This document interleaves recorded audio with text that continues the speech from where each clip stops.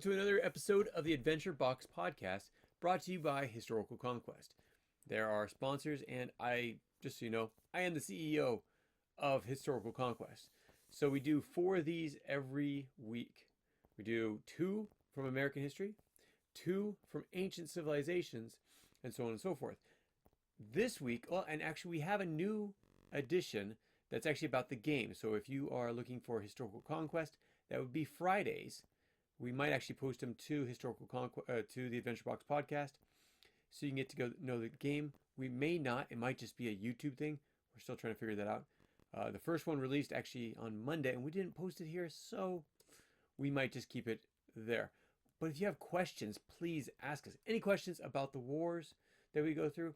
Any questions about the movements, the situations, the social studies, the history, anything? Please let us know what your questions are so we can answer them. I mean, that's the main point of this, right? We want to answer your questions so that you know what's going on. So let's go into this. Let's see. Mondays and Wednesdays, we're talking about the French and Indian War this month.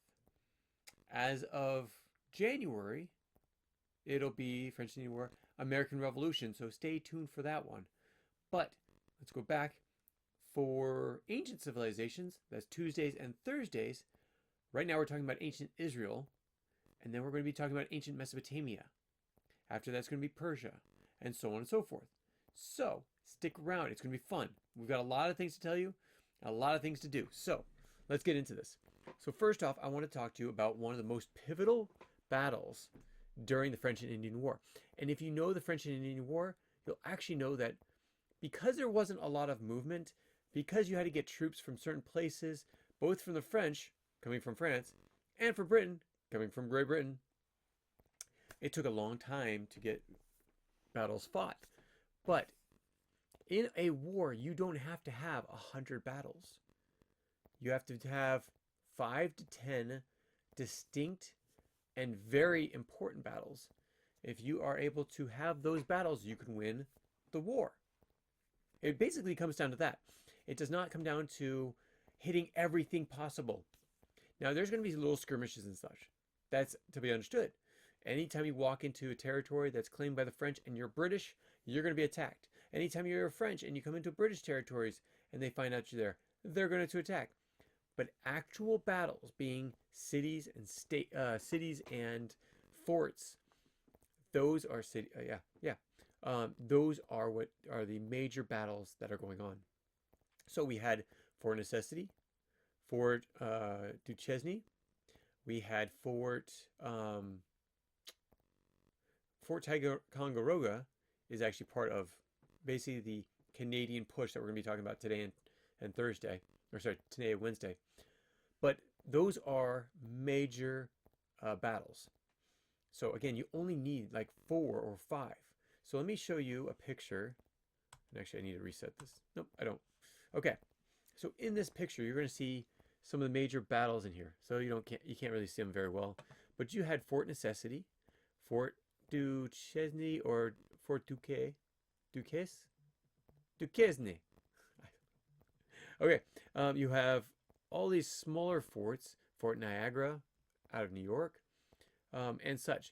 But the major ones were everything from up here in Fort Louisbourg. This is a port that was owned by the French that basically blocked anyone that wanted to come into the Gulf of St. Lawrence and down through the St. Lawrence River. If you take out that port and all the French ships that are there, you can stop them from stopping you from going down the river. That's what the British were trying to do. The French were just trying to keep it safe. So you had battles. Again, the major battles are the ones we're going to be talking about today, Wednesday, with the battle of the Siege of Quebec. And then on Wednesday, we're going to be talking about the Battle of Montreal. Now, why is it that the water, coming from the ocean, is so important? Remember what I said at the very beginning. At this point, the reason why the wars are going very slow is because you have to worry about mostly troop transport. You're going to move them from one place to the next. It's a long time to march to the next location. So you go by ship, right? Well, if you go by ship, it's going to take you a while. You have to go all the way around. So say in this area, you got to go through the Atlantic. If you're coming from Boston, you have to float up near Nova Scotia, around the Gulf of St. Lawrence, and down the St. Lawrence River. That's a long trek, but it's faster, and your troops don't get all tired and have other issues by marching through swamp and things like that. Now, as you'll find, some of the land up here was actually quite swampy. And so we actually had troops that were getting stuck in the swamp and not being able to carry heavy artillery because of that. So let's start it with 1758. What was happening with the Battle of Montreal? Or sorry, the Siege of Quebec. Battle of Quebec. When we say battle for Quebec, the fall of Montreal, or you could say the Siege of Montreal. There's a reason why names are very important in here. So let's go into Quebec. So first off, in 1758, Amherst is a military officer, takes his troop from Boston, comes up to Halifax, also controlled by French, and also comes up to Cape Breton Island, but Fort Louisbourg. Now, Fort Louisbourg, we talked about last week. And this was so important because it is actually a location where you have all the French ships congregating right there. And why do you have the French ships congregating there? It's because it blocks off the St. Lawrence River. Again, up above, going into the St. Lawrence River, all the ships are penetrated right here. You're not going to get a ship through if you're the British. So almost all the French ships that were in the Americas were at Louisbourg. But at the same time, if the French can take that one place, there's nothing holding them back. There's not multiple forts and multiple groups of ships all over the place. No, this was just one place where they had basically the majority of all ships that were defending the Americas, or at least I should say the Canadian New France area. So that's why it was so important. That's why Amherst had to go over there first. So he goes up and he attacks Fort Louisbourg, and he makes sure that it is secure. Now, that is one of the most important things to think about when thinking about this battle, because again, Quebec is on the river of St. Lawrence River, and so he has to be able to get troops up there. So let's start off with going a little bit forward. So Wolfe, in 1759, sails his ship from Fort Louisbourg all the way through the Gulf of St. Lawrence and down through the St. Lawrence River. Now, what's some of the important things to understand here? So Wolfe is bringing his troops. He has, let me see, I had this a minute ago. I think it was like 13,000 troops on his ships. So he had a lot of ships, all troop transport. They all had to be kept healthy. But this is the only group that you really had to attack Quebec. There was none coming by land. So no one was going over land. They all went through Quebec. Now here's the reason why. Quebec was the most heavily guarded city during the French and Indian War. The most heavily guarded.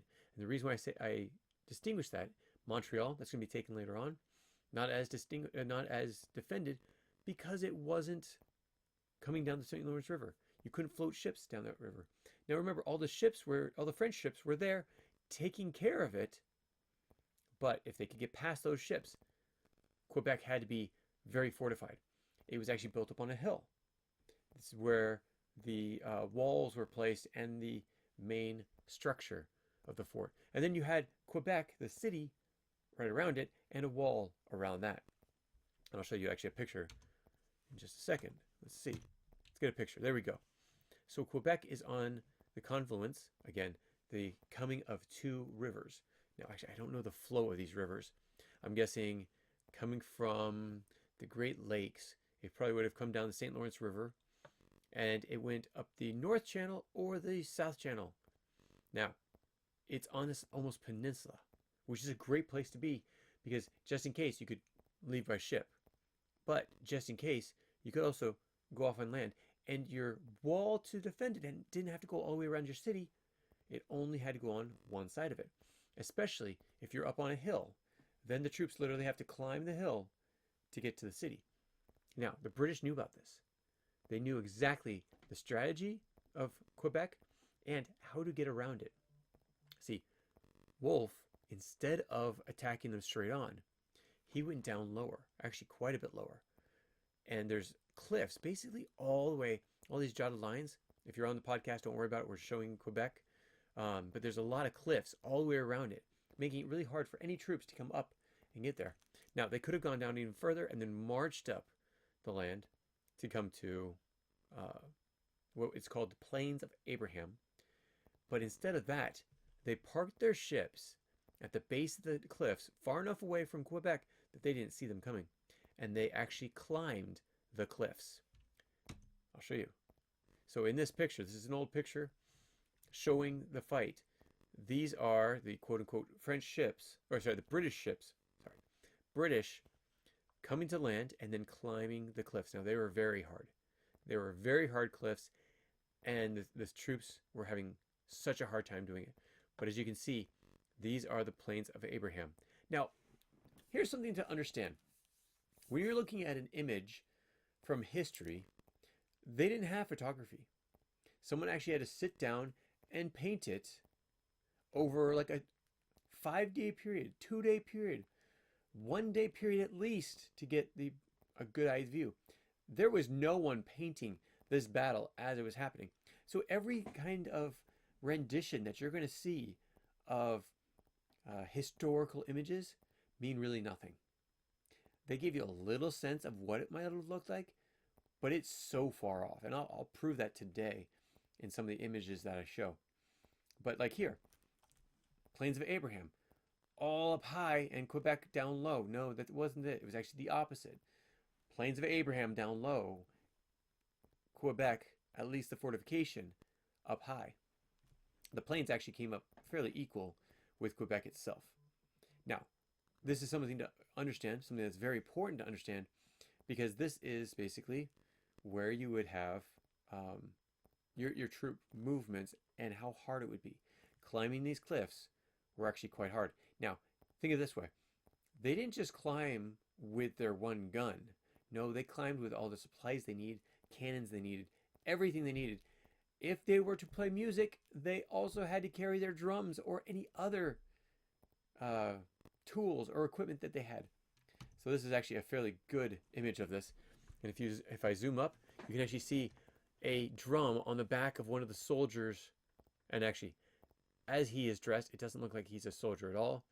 He's the one to actually carry the drums into battle and play it. So he's most likely, instead of a soldier, he's a musician. As part of the army, though. I mean, he probably did serve, but as he is dressed differently, this is probably one of the musicians that would actually do the drum beat as you go into battle. They're there to give effect and influence to those soldiers. If you hear your drum beat continue, you know that the battle is still going in your way. If it all of a sudden stops, you really need to worry, because that means that person is running away. And as a soldier, it is treasonous to leave your post. So, he's not leaving unless things are turning. If they go into retreat, you will know. And you'll also know because of the sound of the drums will actually change according to what they're doing. If it's a simple march, it'll be simple, slow, and repetitive. If it's a attack, it'll be fast, repetitive. If it's a retreat, it's either going to be silent or you're going to hear intermittent amounts of sound, but that person doesn't care at that point. He is running.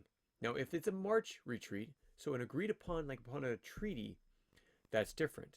Then it'll be a nice, slow, steady drum beat. And that's just how it works. So, between March and June of 1759, March, they were preparing. And they started the expedition via ocean in about May of 1759. Now, Wolfe's fleet, under the command of Admiral Charles Saunders, I think it was, gathered in Halifax. They said, and this is Nova Scotia. This is right around Fort Louisbourg. They say, okay, this is what we're doing. Let's get going. So July 12th, 1759, British forces, June 26th is when the fleet leaves and arrives somewhere around this time outside of Quebec City. So June 26th, 1759. That's when they arrive around Quebec City. Now they have a lot of obstacles. Now they knew what the landscape was like, but really coming to a full strategy of exactly how you're going to attack, you can't really tell until you get there because things change all the time. Remember, that city of Quebec has fortifications, but troop movements, cannons, I mean, you come up too close to that wall or close to that cliff, and they're going to shoot cannons straight across the St. Lawrence River and probably hit you. So they skirt the walls. They have some troops that actually get out of the ships and march on the opposite side of St. Lawrence River, and then later take boats across to the cliffs. Now the cliffs are at Ons a Falum, just southwest of Quebec City. This is the access point for the British troops to get to the Plains of Abraham. This is basically these cliffs that you see here where the soldiers are looking up and it's like, oh, seriously? And if you look, there's a soldier at the top. Yeah, probably panting. Because that is a lot of equipment you have to carry. You have to do it in your uniform. That's got to be miserable. Talk about how dirty it is. No dry cleaning there. No washing them either. So you better try to keep your uniform clean because you're going to be cleaning them afterwards. So they climb up those cliffs and they get in place around September 10th through the 12th of 1759. Now they're in place. They're not attacking. They're sitting there gathering troops coming. The French, you would think they'd come out and attack them right away. Wait a second. British out there. Shoot them as much as possible before anyone else can get up on the cliffs. Most likely they didn't see it. They didn't have their recon, their scouts going out there, which they should have. I mean, they had Native American friends, allies. They could have been doing that, but no. They were given a chance to build up their troops, to get them ready in the plains. The French knew that they were either going to be attacking on the plains, level playing field, away from the city, away from the walls, or the British troops were going to come up to the city and attack the city directly. So they're going to try to keep as much damage away from the city, as much artillery away from the city. So they're going to meet them out on the plains. So they do. Early morning, September 13th. British forces under Wolfe and his personal leadership. He's actually there in the mix. They silently ascend the cliffs. And they've been doing this all night, actually. So it started the day before. And probably actually a few days before. They ascend the cliffs early in the morning. This is the mass amount of troops. They get up to the top. They're surprising the French defenders. So this is actually why the French couldn't come out of the city and attack them. They didn't know they were there because they came out early morning. We're saying like 2, 3, 4 o'clock in the morning, rowing boats across the St. Lawrence River, climbing the cliffs, and getting out onto the plains of Abraham. The morning, the Battle of the Plains of Abraham begin. Wolfe's troops face Montcalm. I think that's his name. The French officer and his assembly of troops. The French regulars come out. The militia, the indigenous allies, all come out on the side of the plains. So let me bring this back. You zoom out. So you have all of these are the different groups that are there. This is a militia. I can't read these. These are the French troops and militia on the side. So militia are on both sides next to the cliff. I guess if they fall off, then that's just the militia. But it's not the French troops. The French troops are in the middle. Now, it's funny because on the other side, the British side, you have French troops all throughout. You have the Grenadiers. You have all these different troops. You have, let's see, it's almost like Boy Scout troops. Troop 15. No, this is the 15th Regiment. Or the, let's see, I can't read that one. 58th, the 47th, the 45th, 28th, the 35th, 68th, and it looks like the 3rd and the 60th. And it must be the other ones, the 2nd and the 60th. So it's split into two different groups.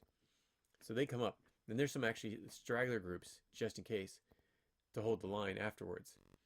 So, and they are, a lot of times, during these battles, you're going to have a retreat. You may have a retreat. If you retreat, you want to have fresh soldiers to come up and defend those that are retreating while they're running away, because the French are going to be running after them. If you've got people to start shooting straight into the French are going to be worrying about the people beyond the line. The French are going to take care of the people that they're running after, bayoneting, shooting. Well, those fresh troops are going to come up and take care of the French as the British tired soldiers retreat further in, or further out away from the battle. Now, as they go, the French are no match. So by mid-morning, Wolfe, we'll get into that in just a bit. By mid-morning, the battle is going very strong. And a lot of the French are falling. So the British keep moving forward. The French never get a leg over on the British. The French are always moving back and closer to the city until all of a sudden, by, I'd say, midday, they start to fall back to the city itself. But mid-morning, what happens? During this battle, Wolfe is shot. Now, there's another officer, I can't remember his name. I don't have my notes. He actually went around the cliffs and stormed the fortification up on the cliffs. But while he was doing that, he didn't know what he was doing, where he was going, and he was actually attacked and killed as well. Well, I said as well. I don't think I've told you yet. Wolfe dies. So General Wolfe, he's up there with the troops, and he gets shot, mortally wounded. Now, wounded in the sense that he's taken off the field, but mortally, as in he can never recover. So, and this all happens during the battle. But this creates basically the French retreat. Wolfe was pushing very hard. The French began to retreat. Montcalm is also fatally injured or wounded, and so he is fighting for his life as he's fighting. So they're pulling him off the plains, and the French are slowly moving back towards the city. Again, bringing the damage back to, or the heavier artillery back to Quebec. This actually this takes a few days, where the French are now in the city of Quebec, and the British are outside. The British ships have taken the harbor, have taken the St. Lawrence River. So they are completely surrounded, the French are. They're going to run out of supplies. They know it. So what do they have to do? They have to wave the flag of surrender. So we're done. We can't do anything else. We done. We are done. So this is a very sad moment for the French, a very happy moment for the British, but a sad moment for both sides, because both of them lost very prominent officers, as well as their soldiers as well as their soldiers. So in this battle, let me see if I can bring these up really fast. I had this exactly how much we had lost, or they had lost in the battle. Yes. Okay, so here we go.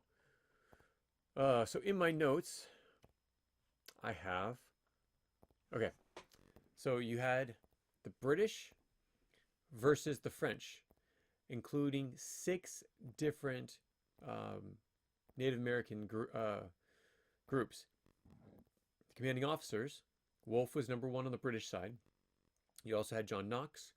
You had Townshend, which is actually a relative of the member of Parliament who created the Townshend Act, which you'll read about next month during the American Revolution. William Howe, you'll also learn about him in the next war as well, American Revolution. Now, those are the British officers. The French, I can't. I'm going to butcher their names, and I'm not going to do that. You had basically 5 main British soldiers, or French soldiers, officers. Sorry.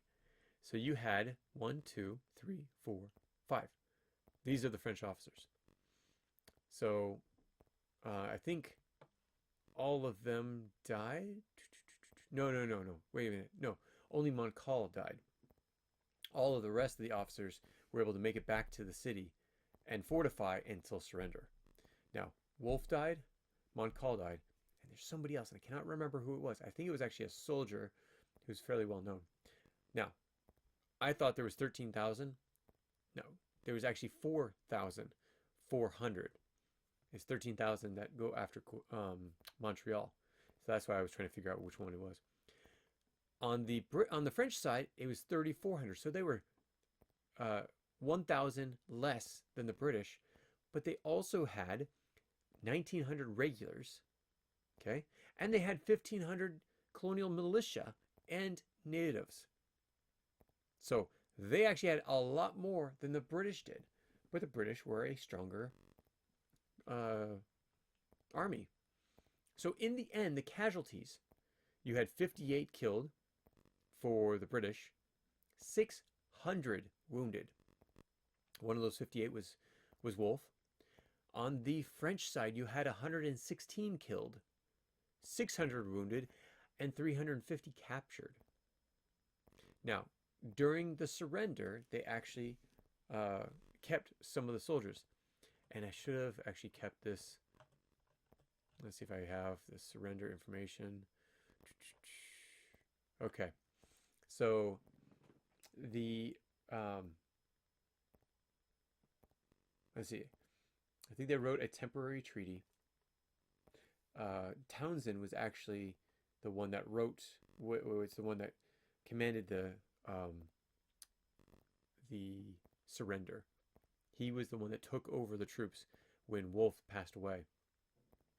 Now, I'm trying to remember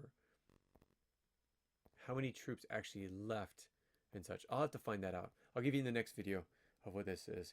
But after this point, and actually just before, there was actually a group that went down to Montreal to help out with Montreal. Very small group, because they wanted to keep most of the troops up with Quebec because it was more important at this point. So you have Montcalm, who died later on, did not die right away. He died. You had Wolfe, did not die right away, but he died as well. You have all these other soldiers dying. Now here's the thing, and this is the thing where we go and talk about what can we learn about war these days. It is never a good thing. Now this is, again, my opinion. History shows that a lot of people die. That is a fact. It shows that in the end, yes, someone may take ground, but there's hardly ever a quote-unquote winner because you lose so much in order to claim land.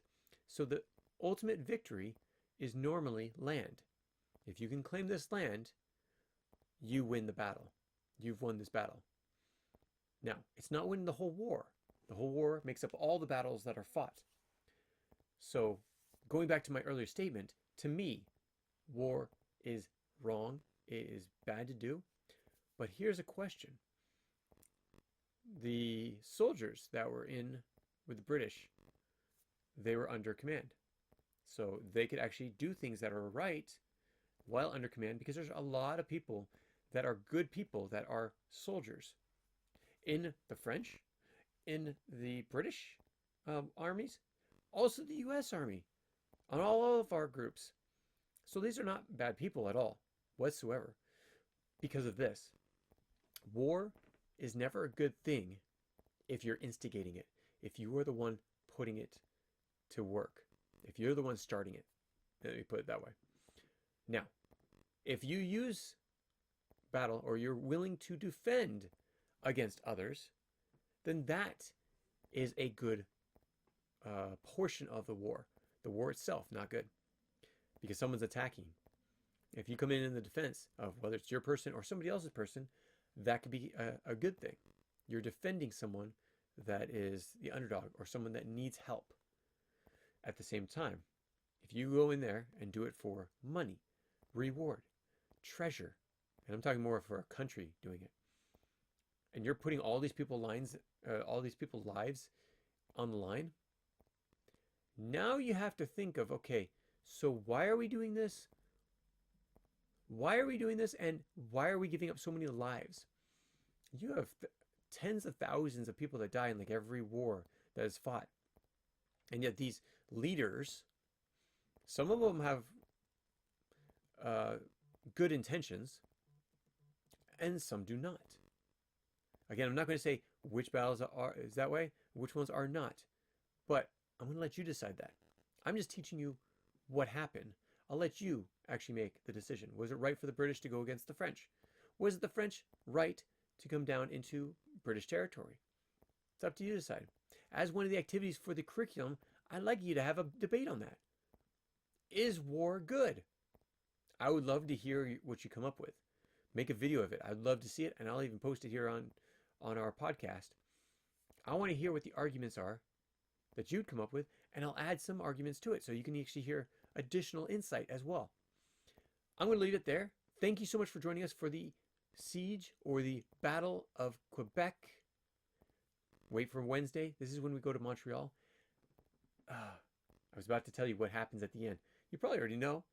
I'm going to leave it for tomorrow or for Wednesday. So thanks very much for joining us, and we will catch you next time. Take care, y'all. Bye. If you have any comments or questions, add them to the comments below. Otherwise, we'll see you tomorrow, actually. Take care. Bye.